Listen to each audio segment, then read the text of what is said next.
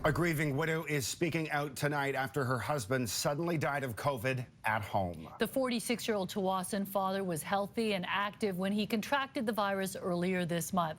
Days later, he died suddenly in his sleep. As CTV's Jason Perez reports, the family is now sharing their story to warn the public not to underestimate the virus. He's touched every person, young and old, near and far. It's been just over 2 weeks since Melissa Hans lost her husband to COVID. If you needed anything, he would drop everything to help you. The deadly virus hit the family during spring break with a possible exposure at the kids' sport camp. We did everything safely, wore masks. First, Melissa and the two boys, Liam and Luke, tested positive with minimal symptoms. Then days later, Reed developed a heavy cough. It's like within 24 to 48 hours, his symptoms just worsened, and they were so severe and none like myself and my children. They set up a doctor's appointment and called 811. She asked, do you feel that your symptoms are warranting medical attention? He says, no, I'm fine. I'm fine. My chest is fine. But early on April 14th, Reed died suddenly on the couch in his sleep. Come downstairs getting ready for my exercise class, and I see him, and he's lying down, blanket pulled up to his chest and his arm, and he's just so peaceful, Jason. And I thought, thank goodness he got some sleep last night, because he didn't get any nights before.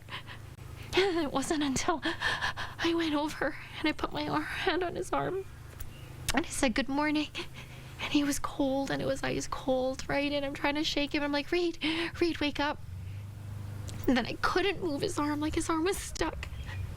So then I look at his chest, and I swear I see it breathing, and you want to see it breathing, because under the blanket he was warm. Everything was warm under the blanket, you know.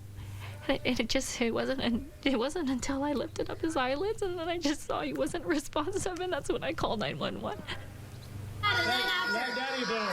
Daddy's gonna blink. Reed loved being a dad. That was his end-all be-all. That's what he was born to do. He was also his wife's biggest supporter. He was, you know, the strong and silent type. He was kind of like my backup. This is us at Gary Point and watching the sunset. My husband was a healthy 46-year-old non-smoker. As a result of COVID, he died of bilateral pneumonia. This disease attacked his healthy lungs overnight. You need to wear a mask. COVID does not discriminate against age. People are thinking it's taking the old and the elderly, the sick and the weak. It clearly is not.